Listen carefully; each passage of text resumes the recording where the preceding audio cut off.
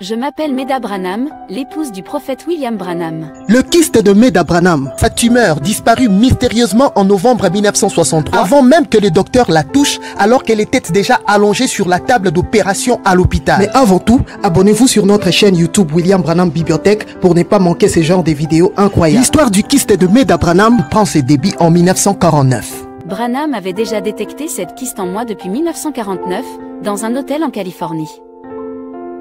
En cette année 1949, Meda Branham accompagna son mari, le prophète William Branham, en Californie pour tenir quelques réunions de guérison. Il y eut aussi l'homme d'affaires John Charit de Phoenix qui les accompagna. À leur arrivée en Californie, un riche homme d'affaires arménien du nom de Paul Melikian vint rendre visite au prophète à l'hôtel où il fut logé avec son épouse qui était malade, mais les médecins ne savaient pas de quoi elle souffrait. Dès l'arrivée du couple Melikian à l'hôtel, Branham demanda directement à Madame Melikian de placer sa main sur la sienne. Branham eut des vibrations dans sa main gonfla, il détecta la maladie de Madame Melikian. Étonné de ces phénomènes, Madame Melikian dit au prophète, « C'est étrange, si vous touchez la main de n'importe qui, votre main va gonfler et changer de coloration de cette façon ?» Le prophète lui dit, « Non madame, ma main ne peut que vibrer lorsque la personne que je touche est malade. » Pour démontrer cela à Madame Melikian, Branham toucha la main de Meda, son épouse qui était à côté de lui. C'était juste pour prouver à Madame Melikian que s'il touchait ma main, comme moi je n'étais pas malade, il n'y aurait pas de vibration sur sa main.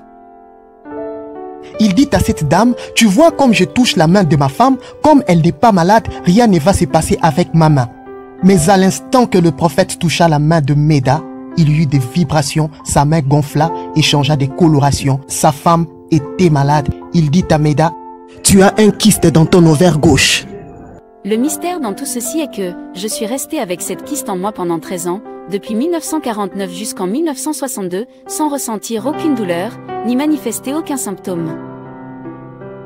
Ce kyste va enfin se déclencher et se manifester en 1962 après une attitude que Meda avait affichée envers son mari. Un jour de 1962, Meda Branham va claquer la porte à son mari, le prophète Branham, de suite à une différence qu'ils avaient eue à propos de leur fils Joseph. Après cet incident, Dieu me frappa, j'avais commencé à ressentir des fortes douleurs de mon côté gauche. Branham m'amena chez son ami le docteur Schoen de Louisville. Il m'examina et détecta enfin que j'avais une sorte de tumeur dans mon ovaire gauche, exactement comme Branham le disait depuis 1949. En début 1963, Branham et sa famille quittèrent Jeffersonville pour s'installer à Tucson en Arizona.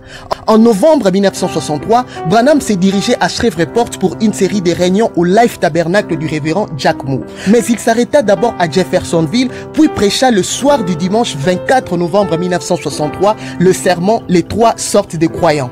Après ce sermon, lorsqu'il retourna chez lui à la maison principale de Eving Lane à Jeffersonville, Meda lui téléphona. Ce soir-là au téléphone, j'ai dit à Branham que je n'en pouvais plus, la douleur était devenue insupportable, je devais absolument voir le docteur Scout pour qu'il m'opère et enlève cette tumeur. Le lendemain matin, Branham s'agenouilla seul au salon de sa maison de Eving Lane de Jeffersonville devant la peinture d'Hoffman qui représentait Christ.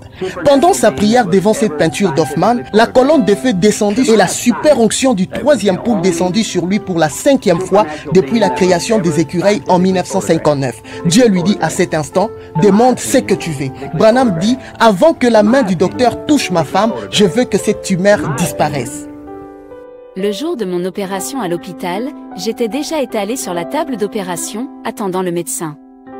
Mais juste en ce moment-là, j'ai senti quelque chose de froid traverser tout mon corps, soudainement je n'avais plus aucune douleur.